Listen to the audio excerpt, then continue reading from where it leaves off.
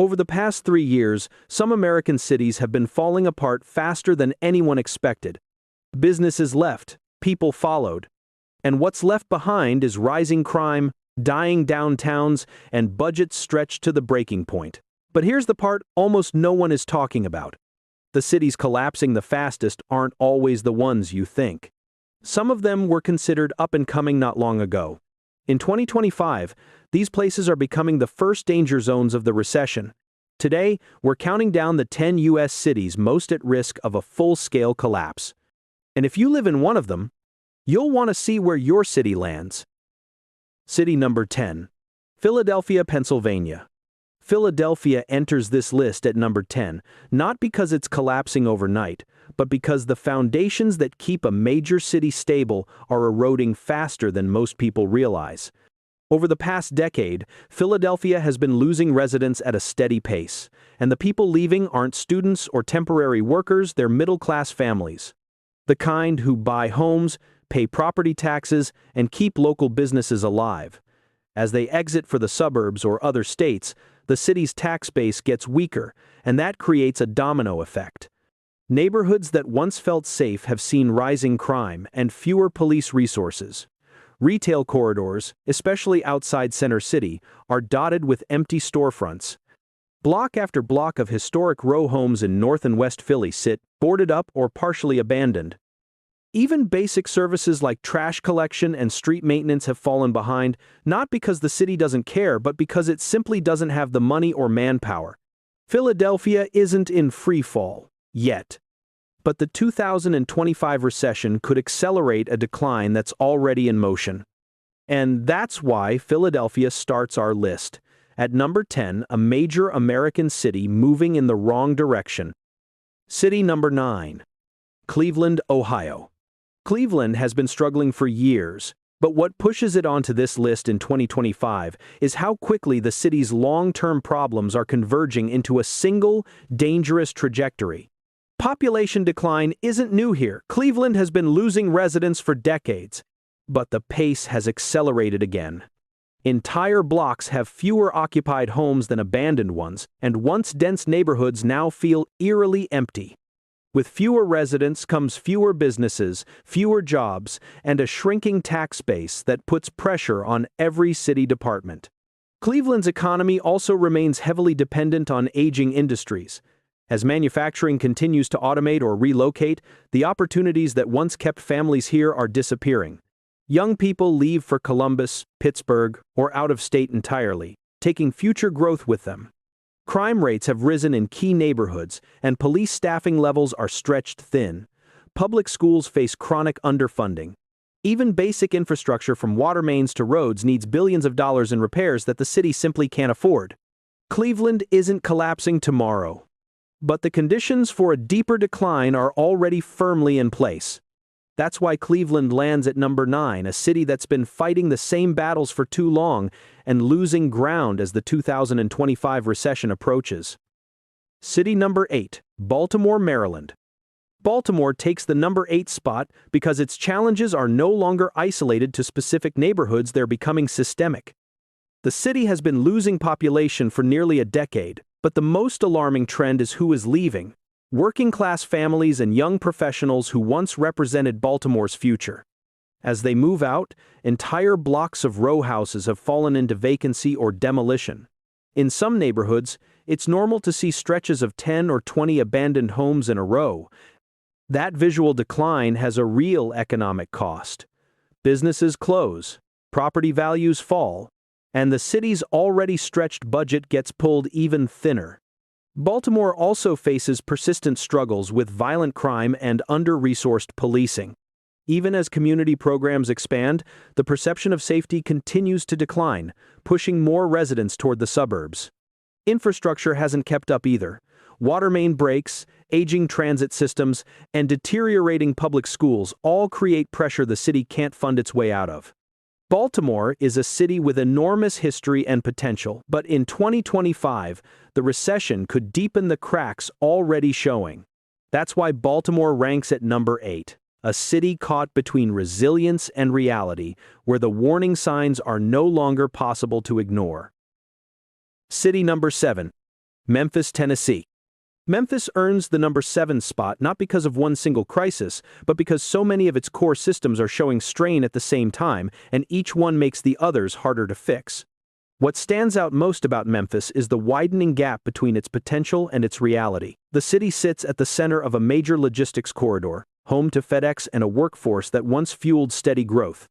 But over the last several years, that momentum has slowed dramatically. Job opportunities aren't keeping pace with the number of people looking for stability, and entire areas that once benefited from industrial investment now feel forgotten. Unlike some cities on this list, Memphis isn't emptying out all at once. Instead, it's experiencing a slow, steady drift, families choosing nearby counties for better schools, safer neighborhoods, and more predictable futures. That gradual leakage hurts the city's tax revenue, which then limits how much Memphis can reinvest in its own streets, parks, and public services. On top of that, the city continues to battle crime rates that undermine confidence in long-term recovery. Memphis still has strengths, but unless something changes, the 2025 recession could push its long-standing challenges into a far more serious decline. City number 6. St. Louis, Missouri. St. Louis appears on this list for a very different reason than most cities we've discussed so far. Here, decline isn't sudden or dramatic, it's gradual, almost quiet. A slow reshaping of a city that once stood as a major industrial force in the Midwest. Walk through parts of North or West St. Louis and the story becomes clear. Blocks don't disappear overnight. A house goes vacant, then another, then another. Trees reclaim empty lots. Streets feel wider because there are fewer cars, fewer families, fewer reasons to pass through. What makes St. Louis particularly vulnerable in 2025 is the scale of this hollowing out. Some neighborhoods have lost more than half their population. When that happens, even basic services, schools, transit, policing become harder to maintain. The city can't spread resources thin enough to cover areas that no longer resemble the communities they once were. Economically, St. Louis still has anchors, major employers, healthcare systems, universities, but the divide between thriving pockets and deeply distressed neighborhoods continues to widen, and no amount of downtown development has bridged it. St. Louis doesn't fall apart all at once. It fades. And that quiet erosion is exactly why it ranks at number 6 on this list. City number 5. Detroit, Michigan.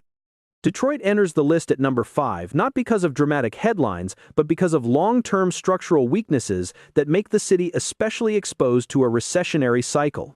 On paper, Detroit has shown signs of recovery over the last decade.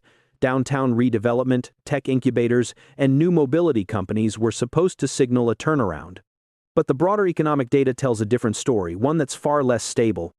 Many of Detroit's neighborhoods remain deeply underpopulated, with vacancy rates among the highest of any major U.S. metro.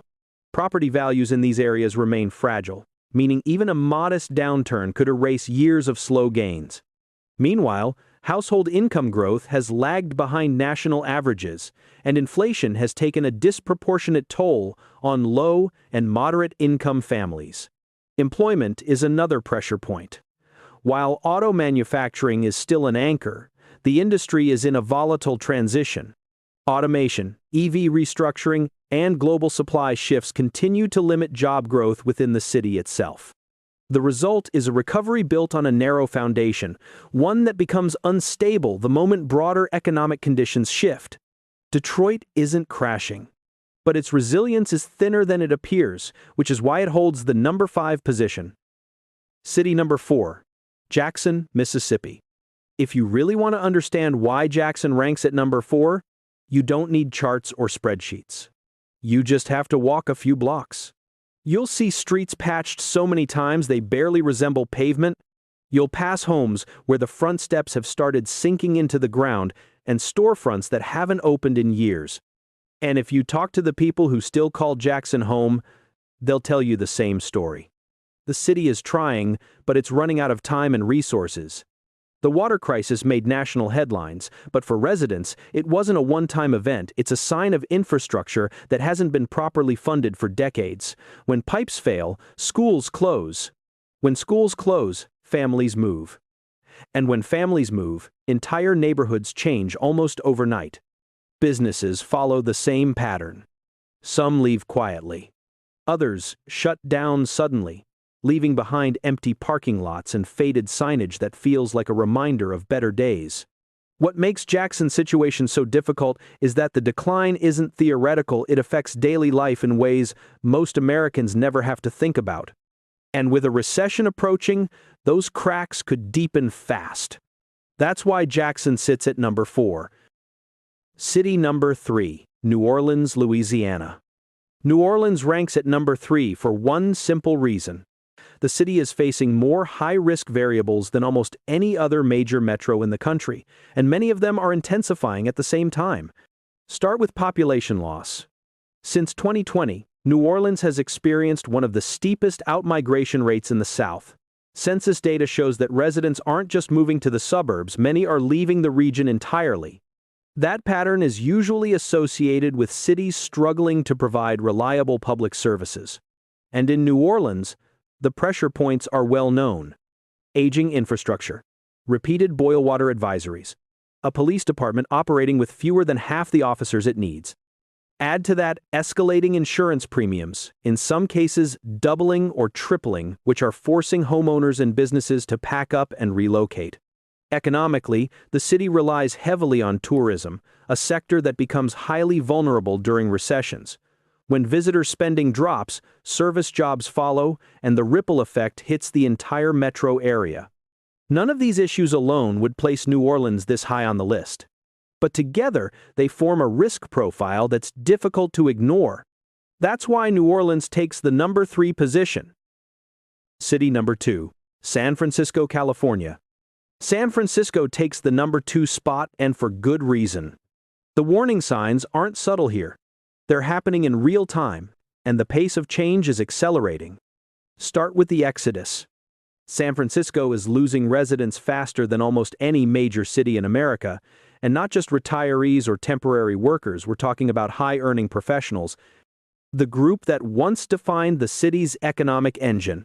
When this demographic leaves, tax revenue goes with them, and the impact is immediate. Downtown tells the next part of the story. Office vacancy rates have hit historic highs. Entire skyscrapers sit mostly empty, with some valued at a fraction of their pre-pandemic price. A city that once couldn't build fast enough is now struggling to fill what already exists. Add in rising homelessness, retail closures, and a transit system facing budget shortfalls, and you have a city where multiple systems are straining at the same time. San Francisco isn't disappearing, but it is entering a period of instability unlike anything in its modern history. And any economic downturn will hit here harder and faster than almost anywhere else. That's why San Francisco lands at number 2. The only question left is, if this is number 2, what city ranks above it? City number 1, Chicago, Illinois. Chicago takes the number 1 position not because it's the worst city in America, but because no other major U.S. metro faces so many simultaneous pressures at this scale. Chicago is a giant, a cultural center, an economic hub, a place with a legacy that stretches far beyond the Midwest. But that's exactly why its decline hits harder. When a city this big shows cracks, the consequences spread far beyond its borders. The signs are everywhere. Businesses leaving downtown, a commercial real estate market under extreme pressure, population loss accelerating across multiple neighborhoods, especially among middle-income families who once formed the backbone of the city. Violent crime remains a constant challenge, straining both public confidence and city resources.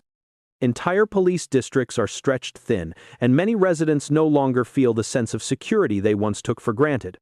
Then, there's the budget. Chicago is carrying one of the largest municipal pension burdens in the country. In good economic times, it's barely manageable. In a recession, it becomes a ticking clock, one that can shape everything from taxes to public services for years to come. Chicago isn't collapsing overnight. but it's approaching a tipping point where structural problems, financial strain, and population decline collide. And that's why Chicago ranks at number 1, the American city with the most to lose, and the least room for error. In the 2025 recession,